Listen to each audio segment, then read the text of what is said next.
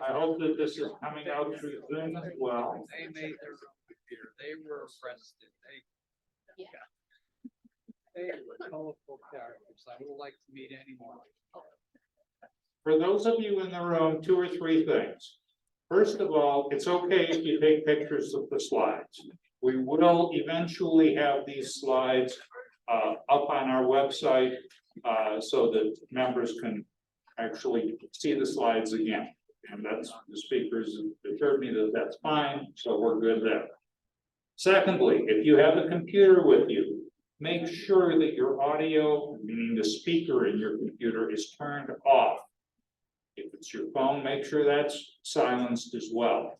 We had intermittent feedback issues and duplicate issues, particularly for the Zoom folks.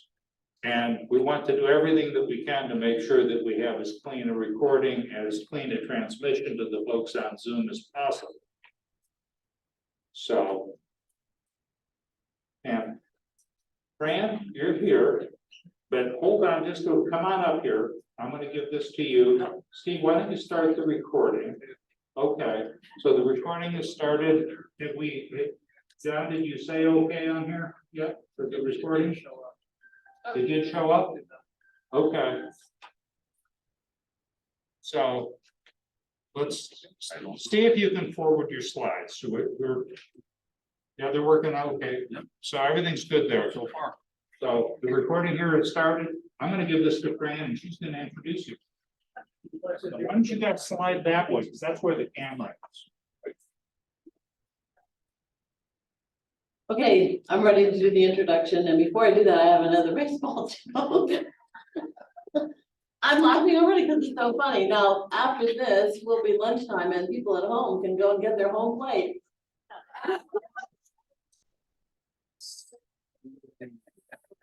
I made that up myself. Okay, it's my pleasure to introduce Don Dixon from the National Archives. He received his Bachelor of Arts in History from Knox College in Galesburg, Illinois, and his Master's in History from Louisiana State University in Baton Rouge. He's a retired U.S. Army Reserve Lieutenant Colonel and served in the federal government for 41 years as a special agent, supervisory special agent, and senior special agent. He is also a certified fraud examiner for more than 20 years. His primary research interests are the American Civil War and military and intelligence history. So please welcome Don and a research visit to the Maine National Archives.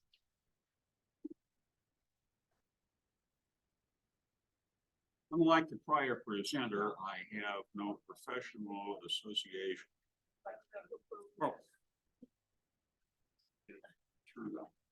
Can you hear me now? Unlike the prior presenter, I have no professional association with the National Archives. My familiarity with it is solely as researcher going down and doing historical research at the archives. So we will start. It is said that the Smithsonian Institution is the nation's attic. If that's correct, then the National Archives is the nation's file cabinet.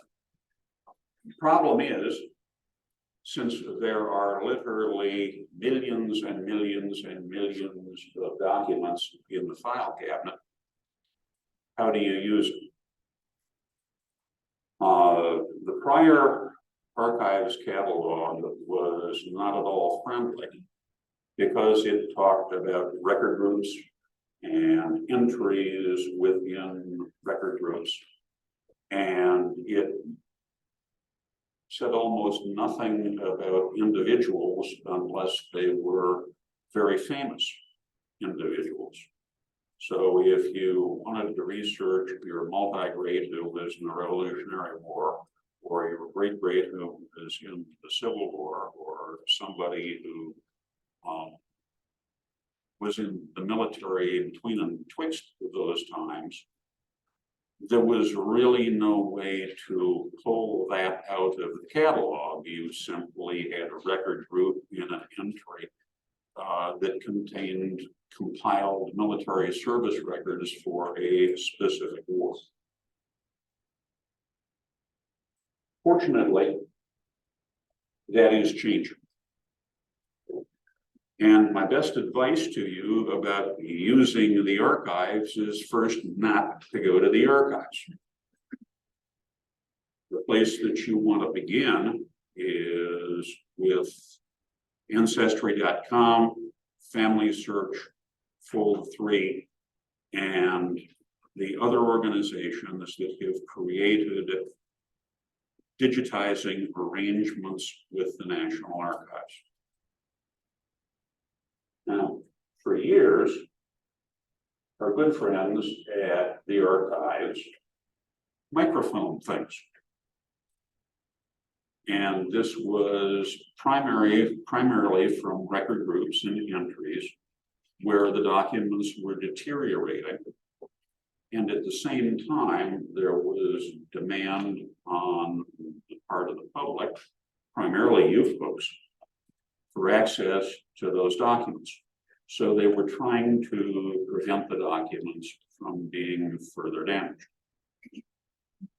With the advent in technology, they started putting some of the microfilm on disk. So you could buy a microfilm collection or a portion of it. You could buy a portion of a record group on disk and use it at home on your computer. The good folk over at the Fairfax Regional Library, for example, have the Confederate compiled service records.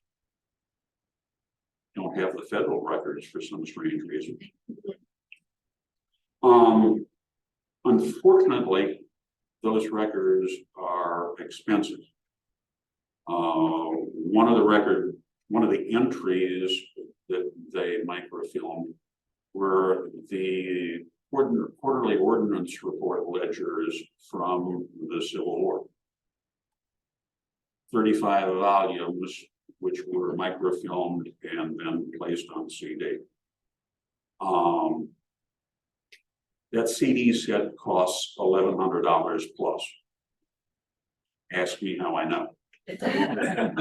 But it was a whole lot more convenient being able to work with the CDs at home than it was to go into the archives day after day after day after day and work either with the microfilm or, if they had let me, which they wouldn't have, the original ledgers themselves. Digitization. We moved on now from microfilm to digitization. The archives is doing some digitization itself.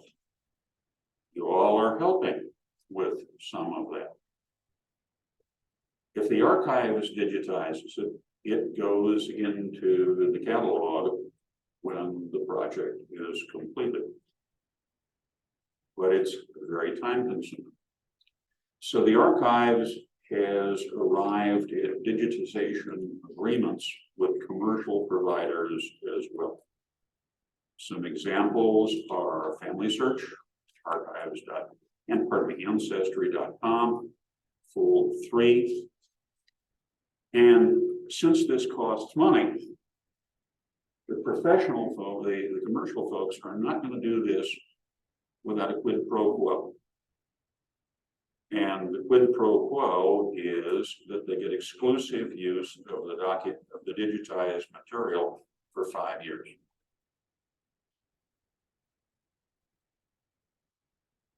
For the initial stuff that was digitized, that 5-year period is ending, and now material that they digitized is starting to go into the catalog as well. So you're in a situation where, for some bodies of records, you can finally access the records through a name search. And I'll try and illustrate that at the end of the program. A list of the record groups that are covered by the digitation agreements can be found on the archive's webpage. You'll have to roll down through several levels, but it's there. All told, the digitation agreements cover at the present time over 2,000 record groups or entries within record groups. So this is a massive project which is ongoing, which ultimately is going to make a large amount of the archive's files digitally available. As part of the quid pro quo, There are messages online asking you to do presentation mode for your slides. I want to be able to flip back up slides, so I need the piece on the side. As part of the quid pro quo, once the commercial digitizers have done something and it's available on their site, they're also required to make it electronically available in the research center at Main Archives. And the following electronic databases are available in the research room at the archives. So if you don't belong to Ancestry, don't belong to Fold 3, don't belong to Family Search, you can go into the archives and access some of this stuff electronically. Researcher access. Before going to the archives, go to archives.gov and work through the series of screens there and familiarize yourself with the current researcher policies and procedures. The researcher entrance to the archives is on Pennsylvania Avenue Northwest. The entrance into the museum side, where they have the Constitution and the Declaration of Independence and the Bill of Rights, is on the Constitution side. For visitors to the archives building, as opposed to employees, there is no interconnection between the two of them. So you can't go in the museum side and end up over on the researcher side. There's very limited on-street parking in the area of the National Archives. It's 2 or 3 hour. That isn't enough to do anything in the archives. The best way is provided by the Metro Yellow Line, and the Archives Navy Memorial Metro Station is directly across the street from the researcher entrance. That's how you want to get to the archives. Researcher hours are 9 a.m. to 5 p.m. Monday through Friday, except for federal government holidays. They will generally let you in a waiting area at the entrance beginning about 8:30 or so. You must, and I need to point out, researcher access is by appointment only. It's not like the pre-COVID days where you could walk up to the door, come in, and happily go about your research in the building. You have to have an advance appointment. You must pass through standard federal government screening procedures. They're going to run your bag through an X-ray. You have to walk through a metal detector. And then you have to work with the guards. You can bring with you limited notes, a laptop computer, a camera, and a small scanner.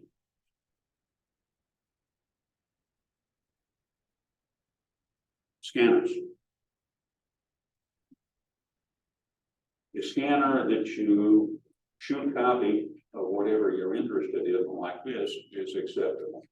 The scanner that you have to run paper through, or you have to slide over the top of the piece of paper, is absolutely forbidden. You won't be able to use it in the archives.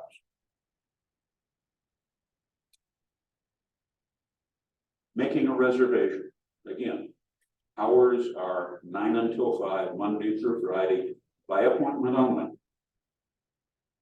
Go to archives.gov, toggle visit us, go to the National Archives in Washington, D.C. page, and toggle visit website. At the National Archives page for Washington, D.C., toggle A1 textual event page. This takes you to the Everbright commercial reservations page, on which you make your reservation to visit the archives for research. There's no charge for making the reservation. Everbright does commercial work too, and for that there's charges, but not for the archives. You must make a separate reservation for each day that you want to visit the archives. And this is what the Everbright screen looks like for each day. You pick the day that you want to go, toggle that particular day, and it tells you whether there is a space available. There are a limited number of reservations each day. If you plan. Does that apply to the microfilm room too? Yes, ma'am. You don't get in the building on the researcher's side unless you have a reservation, period. Need to repeat the question. She asked if it applied to the microfilm reading room as well. It does. So once you have your reservation, you can go in and use the microfilm, or you can request documents and use the reading room on the second floor. But in either case, you have to have the reservation. If you're planning on visiting the archives during the summer months or during a school holiday, when you have the high school and college researchers coming in, I would advise you to make your reservation well in advance. When they first started this program after they reopened after COVID, I couldn't get an appointment for about 90 days. Now, my impression is the number of people they let in every day is something in the range of 40 or so, but that's just an impression. I don't know what the absolute number is. When you go on the daily site, it'll tell you whether they're booked up for the day, or if they're not, how many reservations are still available. If you're planning on doing a couple of days worth of research in there, you want to make them on sequential days. If, say, you wanted to go in on a Tuesday and you're good for that, Wednesday is blocked, but there is an appointment available on Thursday. The people in the reading room on the second floor will hold anything that they pulled for you that you haven't finished looking at for about 3 days. So there is some flexibility in this if you can't book sequential days.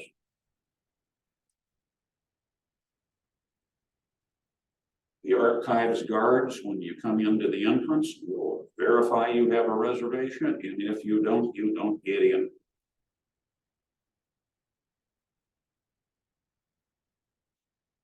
I apologize for the map. The archives had really nice maps of the museum part of the building. This was the only thing I could find online for the researcher section. So you come in here and screening is here. The X-ray for your bags and the magnetometer that you have to walk through. And then the guard desk is here. You walk over. Guard will have a list of people who are authorized for appointments that day. They'll chalk off your name on the list. They'll give you a access tag to pin on your lapel, and you're admitted to the building. If it's your first trip, first thing you need to do is get your researcher card. And the facility for that is located there. Down the hall are restrooms, and down here is a cloakroom, which I'll get to in a minute. This area is the microfilm reading room. Over here, if you want to request documents other than military personnel records, you go in there. And we'll keep flipping back to that map.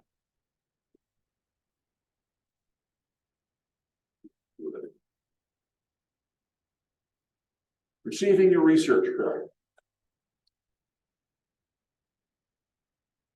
You must have a photo identification to register.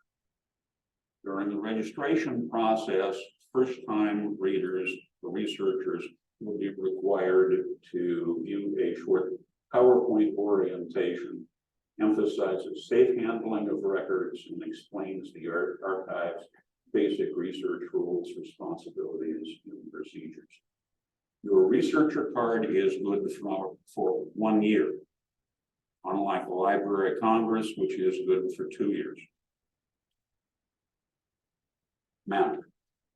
If I brought my daughter, who is Canadian resident, would she have a research card or a Canadian driver's license? Probably. You need to repeat that question. Lady asked if her niece daughter, who lives in Canada and has a Canadian driver's license, if she could get a researcher card. I have met foreign nationals up on the second floor in the research room who were doing research at the archives. So I would assume that a foreign driver's license or foreign passport probably better, would be adequate to get your researcher card.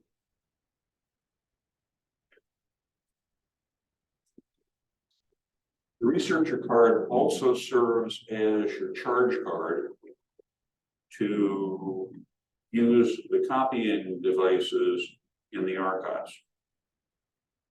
The copy machines do not take cash.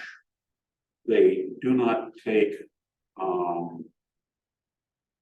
a charge card.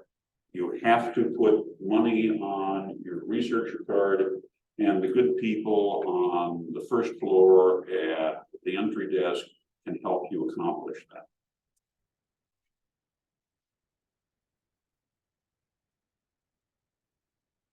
Right?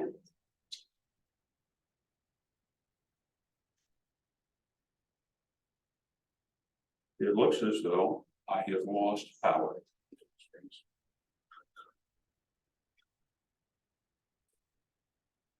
Do we have a power drop out here?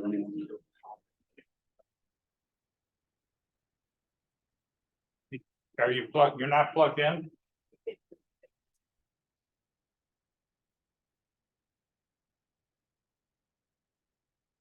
Not this, we have a cord. There's an extension, well, there's a plug back there.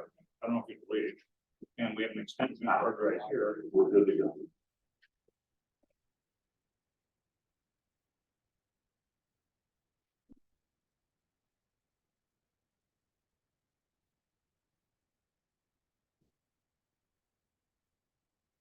Probably have to rejoin the meeting and all of that.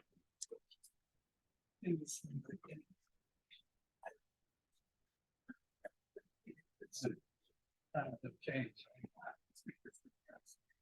3 minutes break from there. Upwards of Everybody can stand up and take a momentary break.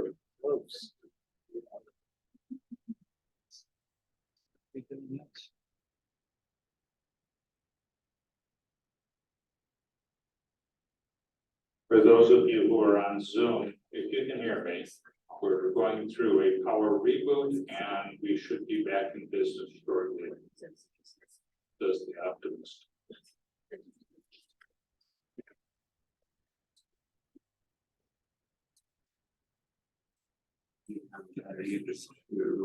back in the meeting.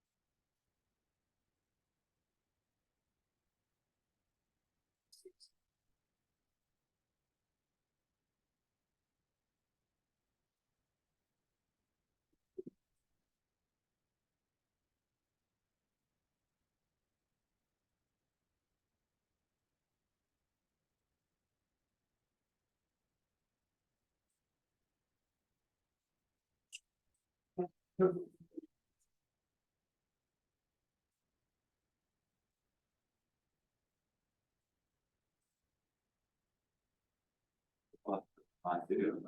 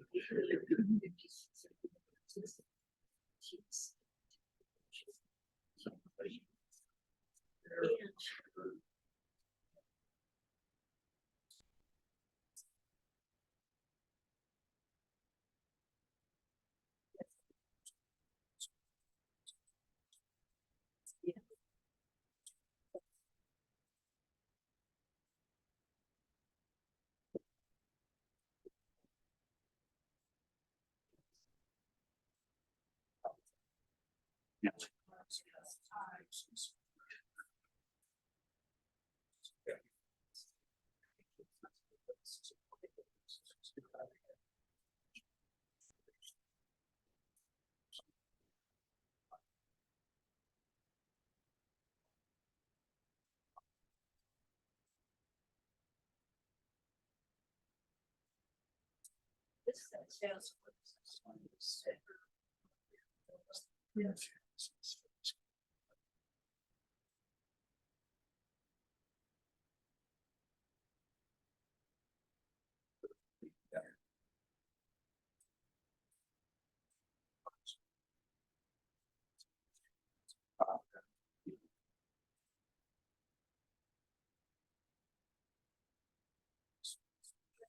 If I had dark hair, you'd go, oh, yeah. Okay.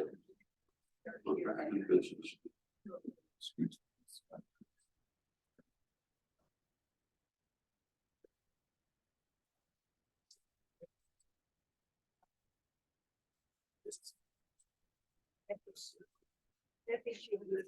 All right, we're back online. The first section. The archive staff at the entry desk.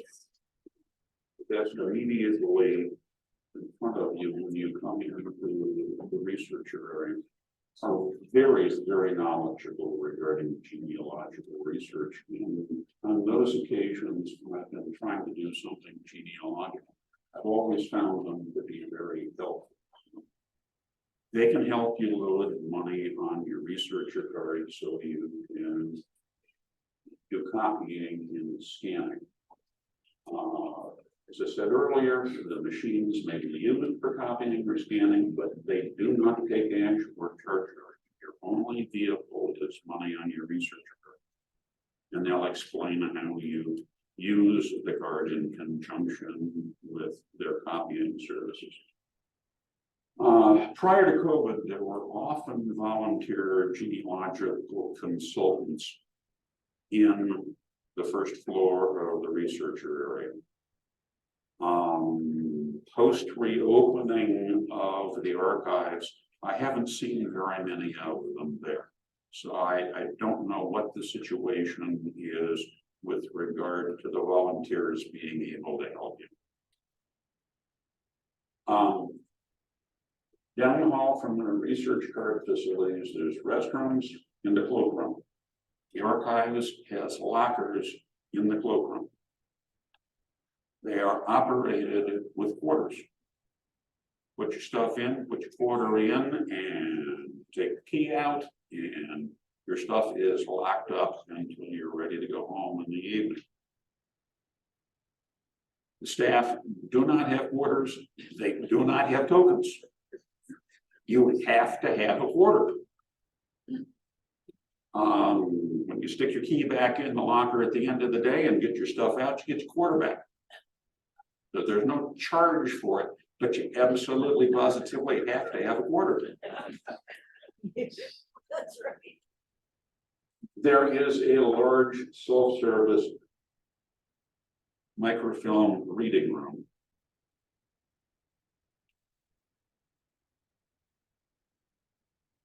Right here.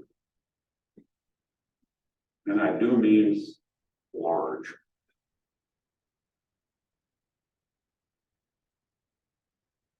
The only microfilm they have in there, though, is microfilm related to what Maine Archives has on its shelf. There are military personnel records, immigration files, registers of Indian tribes, a variety of things like this. But if you want State Department records that are on microfilm, congratulations. Those are out at Archives 2 at College Park. And this is typical throughout the entirety of the National Archives system. The microfilm reading rooms at the various locations of the archives will have the stuff that they have in file there. These facilities do not, the microfilm reading rooms, these facilities do not have the entire collection of the National Archives microfilm, which is a rude shock to many people when they first go in. This gets you back to the catalog. What record groups are stored at what facilities? For example, I was interested in reports from Frankfurt Arsenal. Those records are stored up in the archives facility in Philadelphia. I was interested in records having to do with the blockade runners during the Civil War that were captured and then went through condemnation, prize courts, federal prize courts. Most of those records are stored in New York or Boston and some in Atlanta. A few of them are digitally online, most are not. So the concept that you can walk into the National Archives, which everyone conceives of as the main building downtown, and get access to the entirety of their microfilm or the entirety of their records is a fallacy. And to emphasize, you need to thoroughly research what you're looking at in the catalog before you go to the archives, or it will be an exercise in utter frustration. As I said, there's 14 National Archives facilities that are available to the public, located around the United States. In addition, you have the presidential libraries that are run by the archives. All of them have different geographical and functional focuses.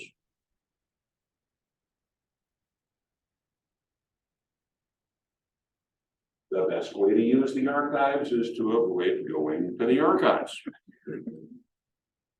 Do your research before you go. I keep beating this drum. The archives catalog, now that they're putting the digitized material into it, which is new this year. It'll launch a beta version earlier in the year. And now they have come out with the current version, which includes the digitized stuff. You can now do name searches. Military personnel who served through at least the Civil War will have a compiled military service record. And these are not primary source documents of this individual's military service. What they are abstracts. Beginning with the Revolutionary War, when Congress passed pension legislation, not surprisingly, there was fraud, where people claimed to be soldiers who weren't, claimed to have served satisfactorily, when they didn't, i.e. they deserted, gone over to the Ritz, whatever, claimed to have been wounded when they weren't. There were women and children who claimed to be dependents of deceased soldiers who weren't. And it didn't take very long before the War Department realized that it needed a means of figuring out who was legitimate and who wasn't. So the adjutant general clerks sat down with the stovepipes of Army records and started abstracting information from the records. That resulted in these little slips. Enos Wood was one of my multi-greats who served in the Vermont militia during the Civil War. That particular abstract is from an old payroll document. And then they bundled the slips together and put them under a header. For Enos's service with Fletcher's regiment of the Vermont militia indicates he was a corporal. There's only one document, that card number, in his file. Could you take a minute with your finger? The people on Zoom can't see the laser pointer well. So if you just walk over and point to it, that would be great. This is an example of the abstract slip. The abstracts were then sorted out and bundled together in a soldier compiled military service record. In this case, my multi-grade Enos, who was a corporal in Fletcher's regiment of the Virginia militia, had one card for this particular period of service. During his service in the Revolutionary War, he had 3 separate compiled military service records for 3 separate periods of service. Not very efficient, but at least they now had documents so that when he finally filed his pension claim, they could go back and say, sure enough, Enos was a soldier.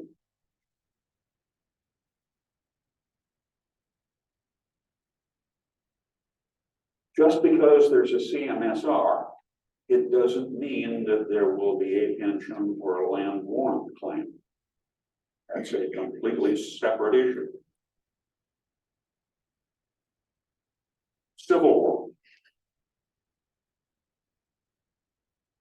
National government passed pension legislation for Civil War veterans. But because the Confederates had committed treason, they weren't covered by the national laws.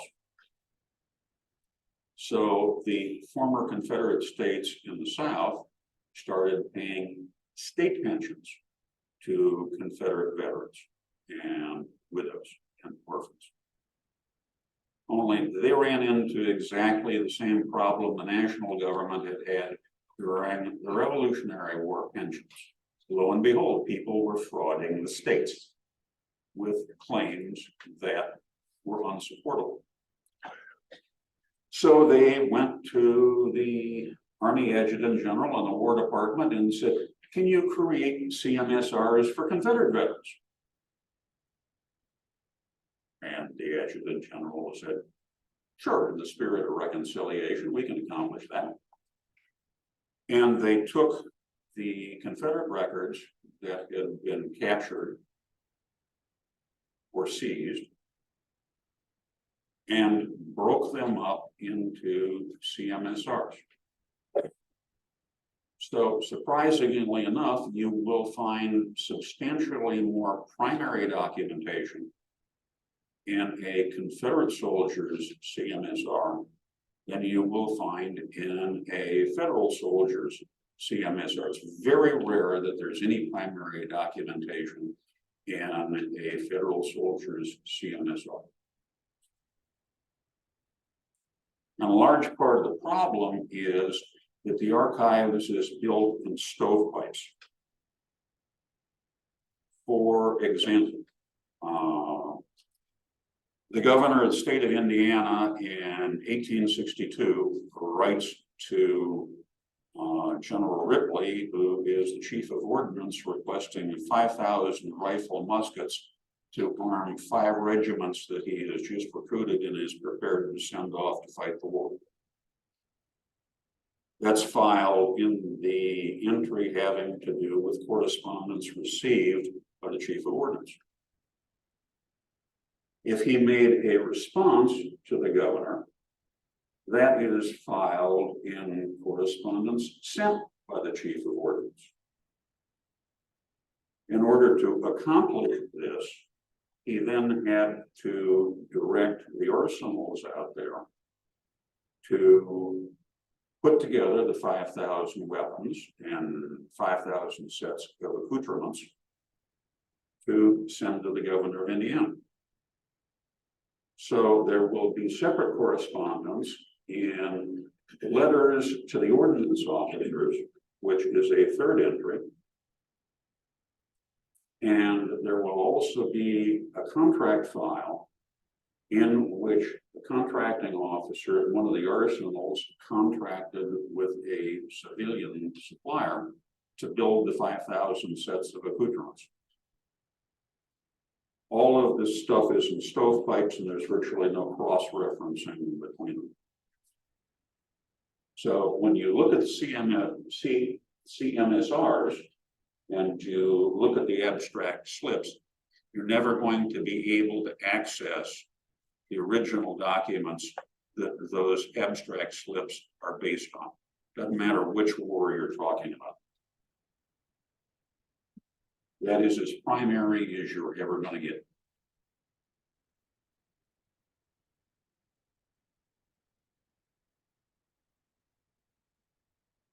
Indexes to Revolutionary War pension and bounty land claims. There are 3 published books that index the Revolutionary War veterans or their dependents who received pensions and bounty land grants or were denied pensions in denied land grants. Even though your veteran may have a CMSR for the Revolutionary War, if their names are not in these indexes, there is no pension, there is no bounty land warrant claim. And if they're not in there, you are simply wasting your time trying to root through the archives records, trying to find them.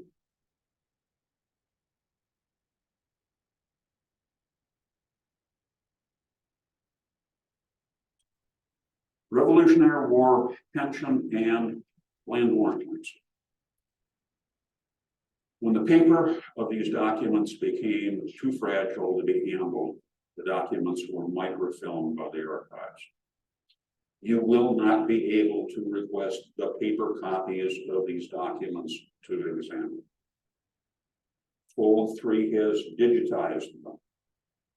They're online on the Fold 3 site, and now most of them have been entered into the archives catalog.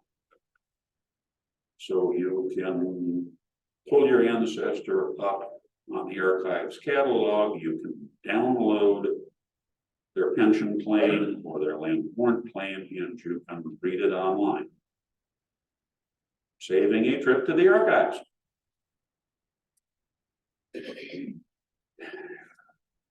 We'll take my multi-grade Enos. Now, he was a corporal in the Revolutionary War. He moved from Vermont to upstate New York.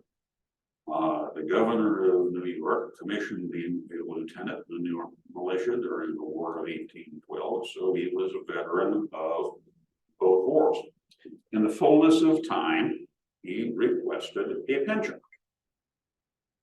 In those days, when a former soldier was given a pension, the fact was published along with how much the government was paying him. No Privacy Act in those days. Someone in Malone, New York, found my ancestor offensive and wrote an anonymous letter to the adjutant general saying that Enos Wood was a traitor who had sold cattle to the British Army, which was just across the border in Her Majesty's, His Majesty's colonies during the War of 1812. So the Army suspended his pension. And the pension file is 82 pages long. The original claim, the adjudication of the claim, the complaint that he was a traitor, the suspension of his pension, counterclaims refuting the fact that he was a traitor, and the Army's adjudication of the complaint and the counterclaims. It's really fun reading. But as part and parcel of this, in Enos's claim and some of the supporting documentation, you discover that Enos's father had also fought with Enos at the Battle of Bennington and was a member of the Bennington Committee of Public Safety. So I get two patriots for one. Dependent upon who filed the claim and what was being claimed, particularly the survivors' benefit claims, you can get an awful lot of genealogical data out of these things. Plus, they're fun reading. My wife grew up in Beaver County, Pennsylvania, and in Beaver, there's the remains of a fort that was built during the Revolutionary War. And another set of pension claims for another ancestor, we found out that he was one of the guys who built the fort. And there's these curious kinds of nexes that you find in these things.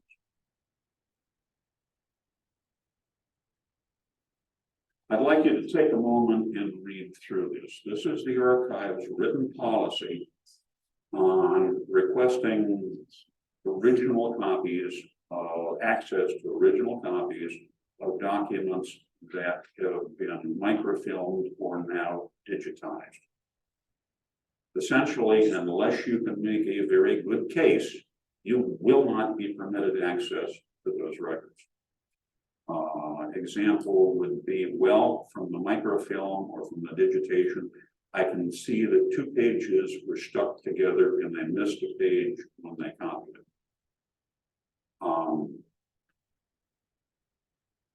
I ran across a drawing that a federal spy made of a blockade run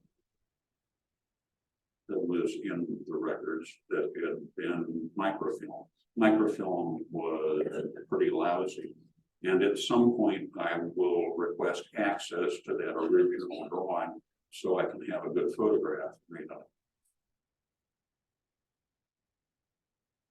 it. Is everybody had a chance to read this?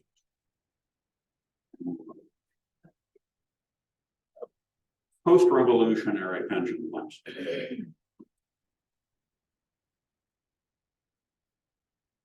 Paper copies of pension claims exist for service members who served in war after the Revolutionary War.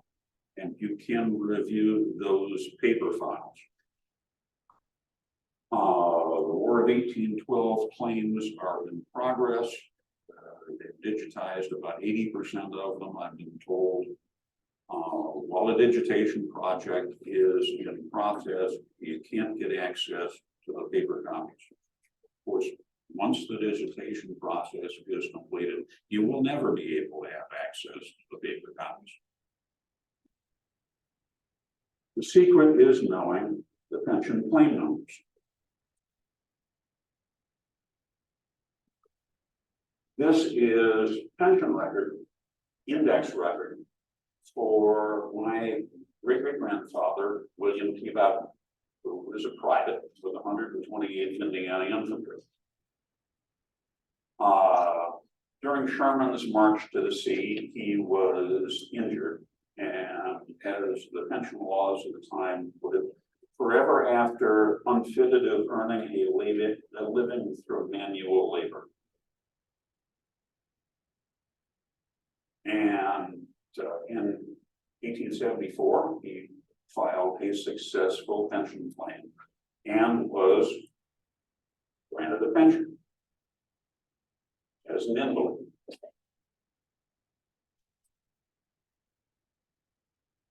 In 1904, he dies, and his widow, Polly Bowden, files for a widow's pension, which is granted until she in turn died. If you have these numbers, you then can request these files at the archives. Now, Private Bowden, interestingly enough, is also the great-great-grandfather of the author Stephen King. Thank you, Chip Gates. Which was a real interesting show to watch, and he's going along, and he congratulates King on having a Civil War ancestor on Private Bowden. At which point in time I came off the chair.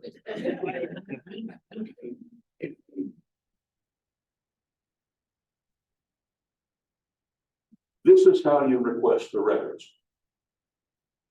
The exception is for claims for veterans who died after World War I. Another one of my great Civil War grandfathers was Artificier Frederick Ziegler of the 15th New York Engineers.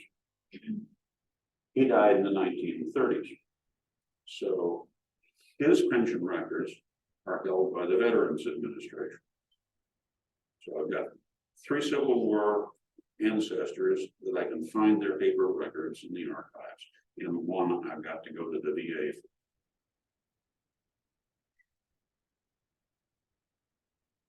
When you've identified a pension or a land-borne claim, you fill out the request for military records. With as much information on your ancestor as you've got, and the more you can give the archives people, the more likely they are to be able to get a paper record for you.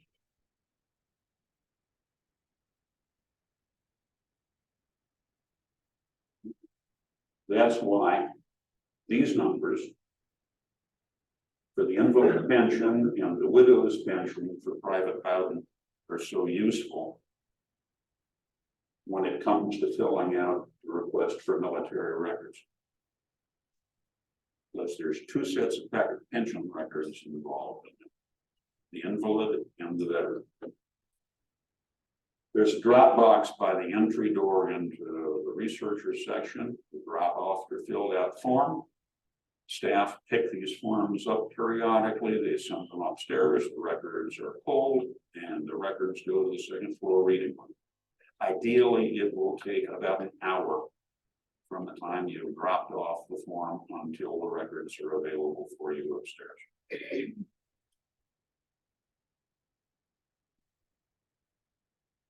Spell it. An awful lot of these folks were illiterate or marginally illiterate.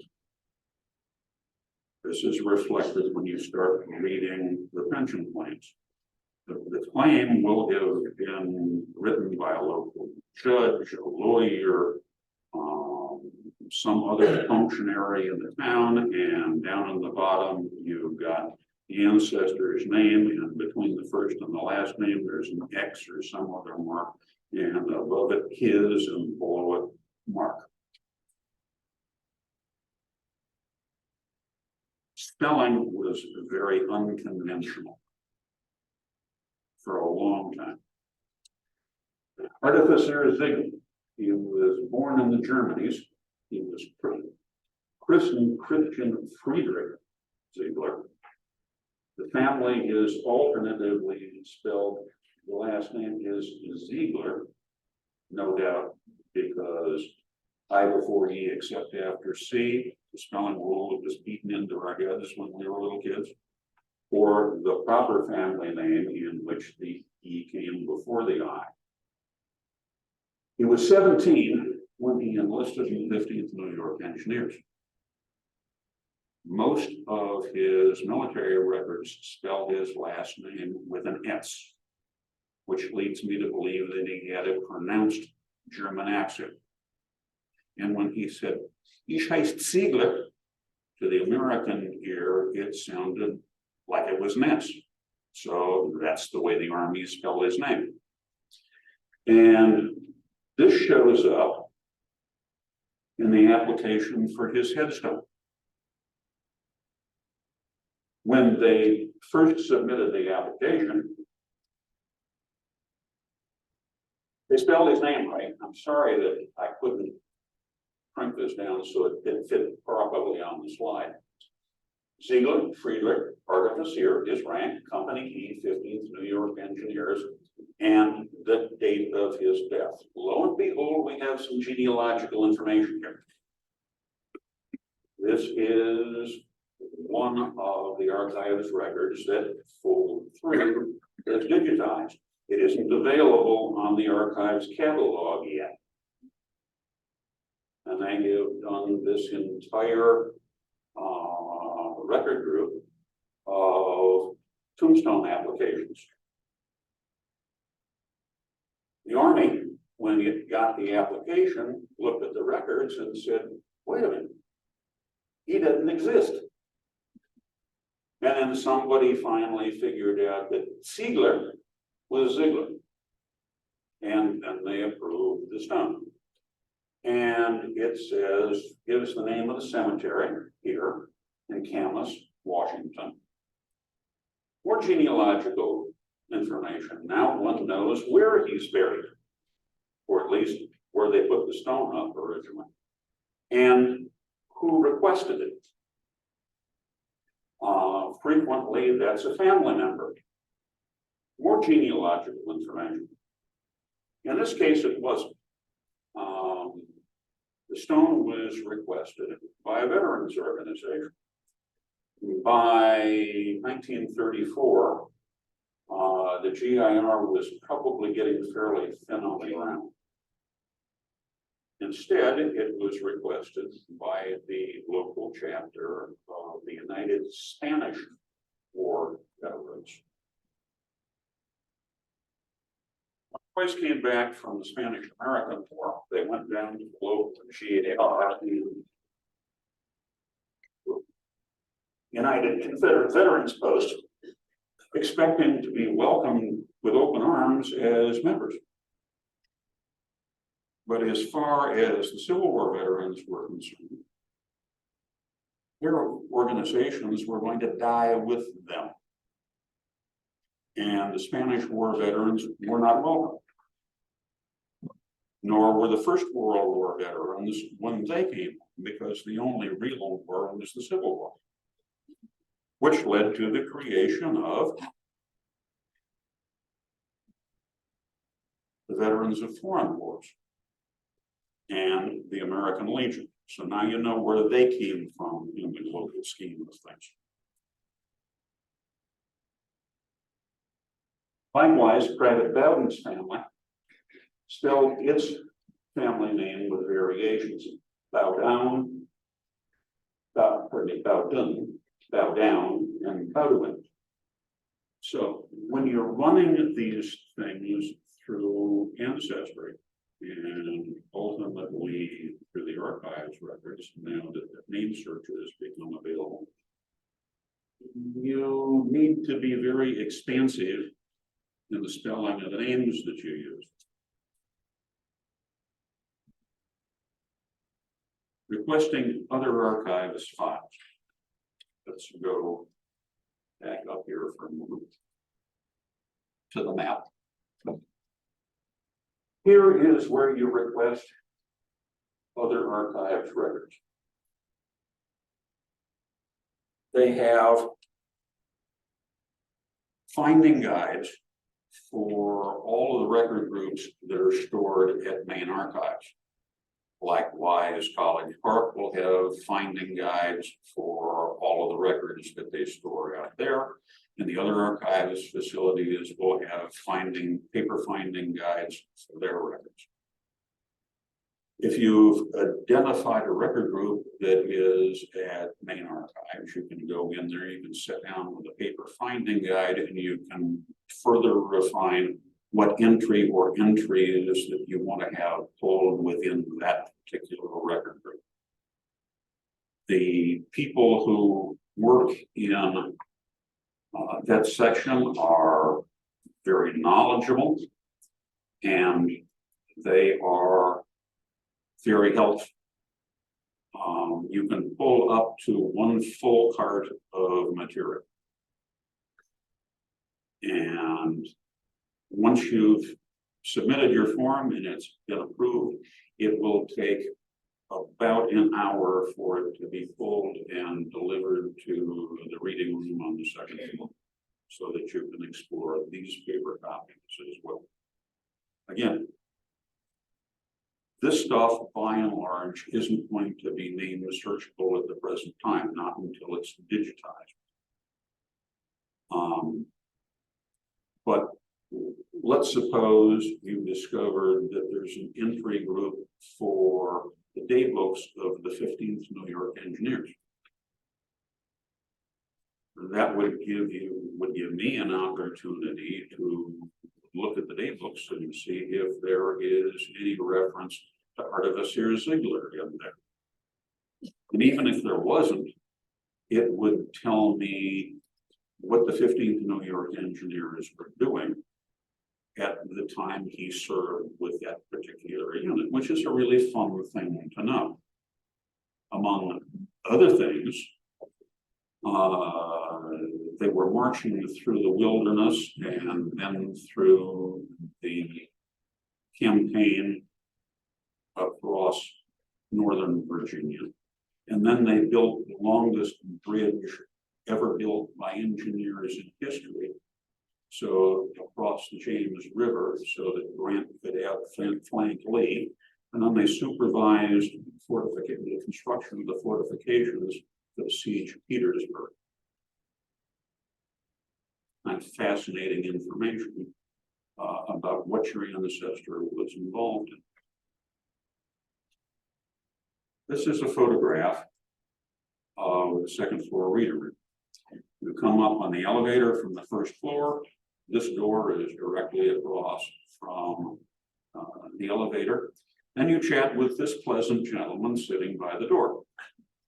Show him a researcher card and he checks you in.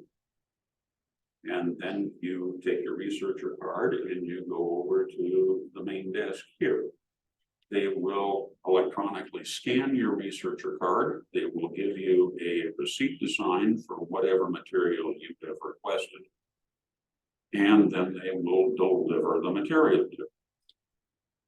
Here, we have an example of one of the cards.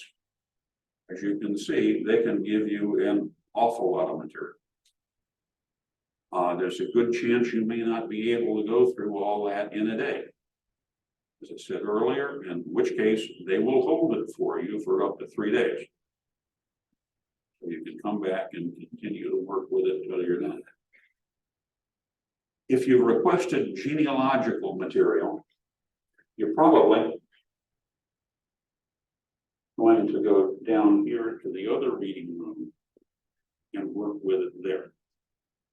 There are copy machines in both rooms. You can use copy machines as scanners, both for pay. They have light tables that you can mount your personally owned camera on and take photographs of documents. You can take photographs of documents with your cell phone. Of course, there's no charge for that. The photocopies, if you prefer paper, and I do, are shot on blue legal size paper. You will not be permitted to use white paper. Now, if at some future point in time you need to make a photocopy of this blue piece of paper for other purposes, it makes a very unsatisfactory photocopy. Notes. They don't like you bringing a whole lot of paper into the room. You can bring in a limited quantity of notes. The staff at the desk will review them, staple them together, and stamp them and initial them on the back. Reading room provides paper. They have note paper that has a hole punched in one corner. They have note cards that have a hole punched in one corner. When you leave, the guard will examine this and you can shuffle it together, line up the hole, and see through the stack of documentation and verify that you're not taking any of the archives documents out of the place.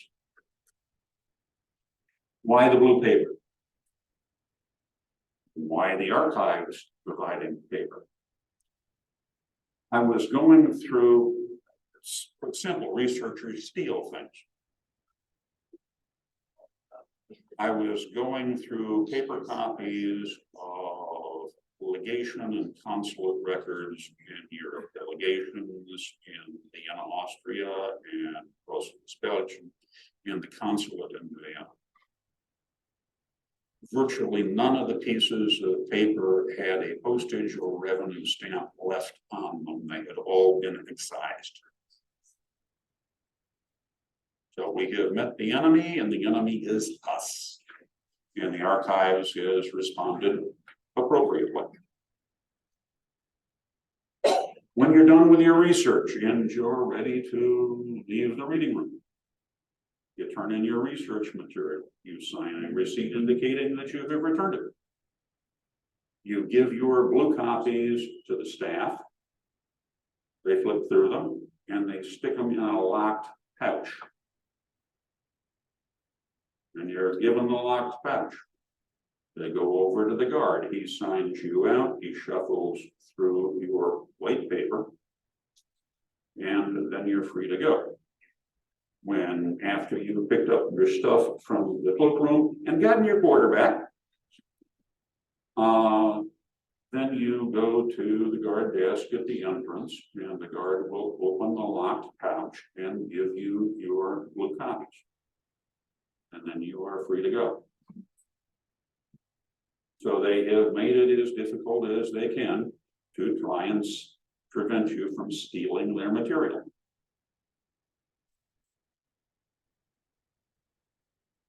Since College Park is in the Washington metro area, and you may find yourself going out there, the procedures that I have described are essentially the same out there, ignoring the fact that it's a different physical facility and you make the appropriate changes.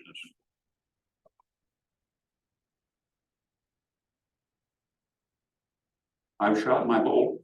Are there any questions that I can answer? Is there any place to park at College Park? Yes, ma'am. So the question was, is there any place to park at College Park? They've got a quite large parking garage out there. I've never had any difficulty parking at College Park when I've been out there. You mentioned that the the index of Revolutionary War pensions. If you don't find your guy's name in there, you're not gonna find a pension. What about the rejected claims? They're listed in here as well. They are. Yes, ma'am.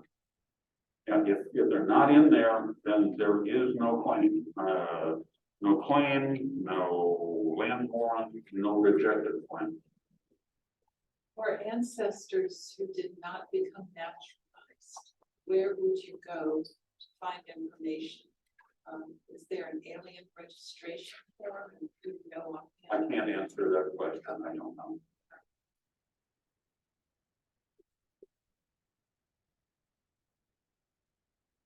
I just wanted to encourage people to look at pension files in particular. The rejected ones can be filled with information. I had a case where I was researching a woman from Baltimore, and she was the widow of a Civil War pensioner, and she had applied for a widow's pension, and this pension officer went to many lengths for many years to research this pension and discovered that broke her mother and her sister down in a deposition and got them to admit that the woman's the widow's first husband had never died. He had run off and cheated with another woman, and she just left him and claimed that he had been killed in a railroad accident. And because her first husband had never died and she had never gotten a divorce, her second marriage was illegitimate, and he was the guy who served in the Civil War, so he denied the pension even though they had 5 children together and had lived together for 20 years. So there is a wonderful range of information you can find from these pension files. Well, his witness Enos with the allegation that he was a traitor in the War of 1812. Now, Hi, I'm Olivia. I'm presenting after lunch. I can answer that naturalization question. So come see me during lunch. anyone else?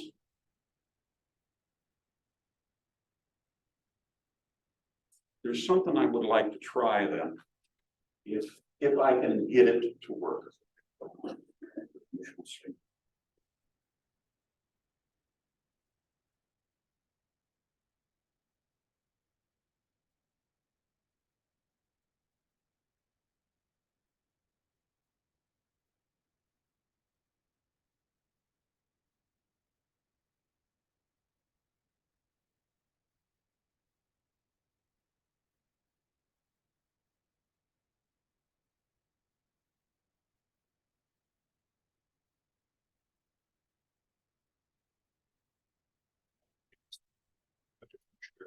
Yeah, it's okay.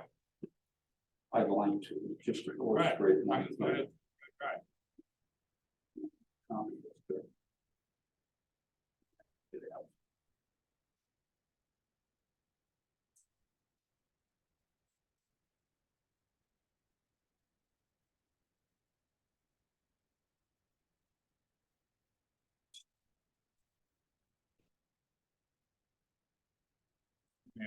Okay, before you go any further.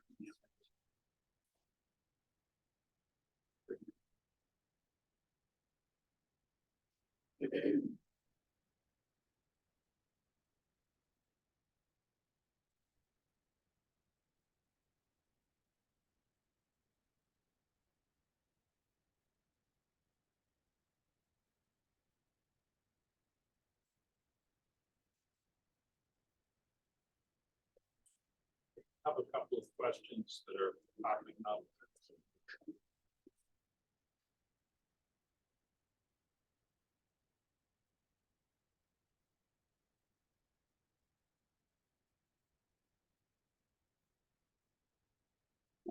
That's what I wanted to bring up. If we can bring it back up on slide. Okay. Where is your Zoom? You still logged into Zoom? That's cool. I'm gonna find the motion.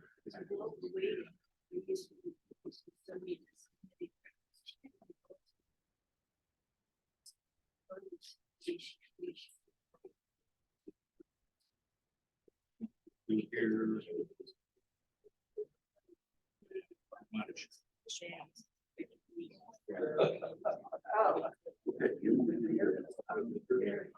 Well, I can see, that's a problem there. But we'll do the questions after you do this, and we've got time for a few minutes of this, a few minutes of questions, and then lunch.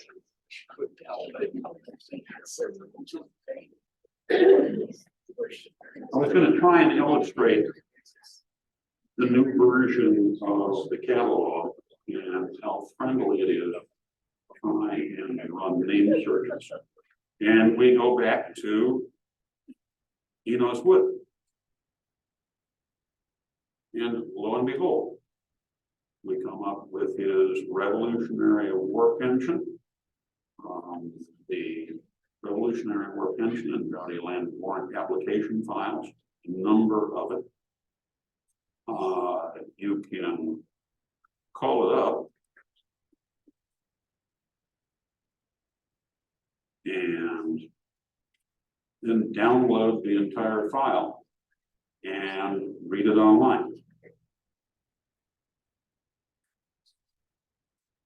Here is one of his compiled military service records. And here is another one of his compiled military service records. Some of these other things, I believe he was a witness for some of the other lads from Vermont who filed claims. This is what's starting to come online with name searches. As the folks who have the digitization agreements with archives are putting their stuff into the archives catalogs. Now, none of my Civil War ancestors are in the system and can be pulled by name. So that is multiple steps in the future as they work on this stuff. Because the compiled military service records can't be put in the catalog until after they have been digitized from the original microfilm. Now, Just to clarify, although they're not in the NARA catalog, they are available like on Ancestry or Fold Free. they're available on full, that particular set of material is available on full free. Like I said,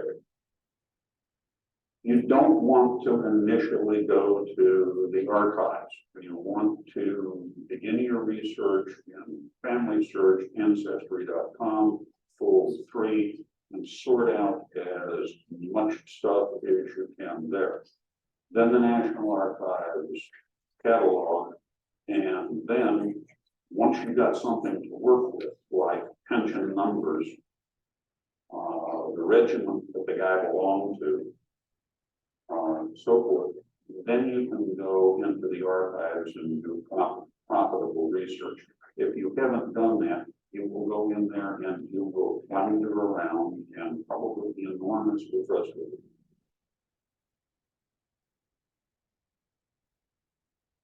Okay, we do have a question from Zoom, and I need to read it if I'm gonna get it put out. Okay. And our Zoom monitor, thank you, Ruth. One person said he was hoping to hear more about passenger lists and land records. I don't know if you're gonna tell us more about that, but I'll pass the question to you. I don't know about land records. I haven't played with those. Okay, I did a little work in passenger lists. And that stuff is, again, is available to the extent it has been digitized on the commercial partners. Now, which gives you a capability of a by name search, which you never had with the archives microfilm files. okay, good. Are there other questions in the room? Other questions? Yes, we do. If another clarification, or maybe I missed it as well, so I'm sure you know that. So the 3 Civil War pension files that have not yet been digitized, you can request them and have them sent to the Innovation Hub, and you can digitize them, and then after 6 or 8 weeks, once they go through the quality control, they'll show up on the National Archives. Yeah. But in terms of them being available in the catalog, if they're not digitized yet, they're not. You're still working with a paper file, but yes, ma'am, you're correct. Is my understanding. Yeah. Right, that we do that. Once in 3 days. I've been to the National Archives a few times, and what I have done is my research ahead of time, got some of those numbers from my Civil War ancestor. Sorry. And after I digitize or scan one record for the society or the archives, I can call, they'll deliver one of my ancestors and I can scan it, and I bring a thumb drive, and they'll let me put the records on a thumb drive to take home. So it's a 2-for-1 deal, which is really nice.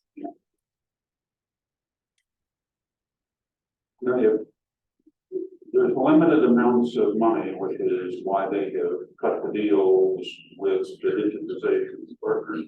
And if you're willing to do work for them, they seem to be very cooperative about letting you do it.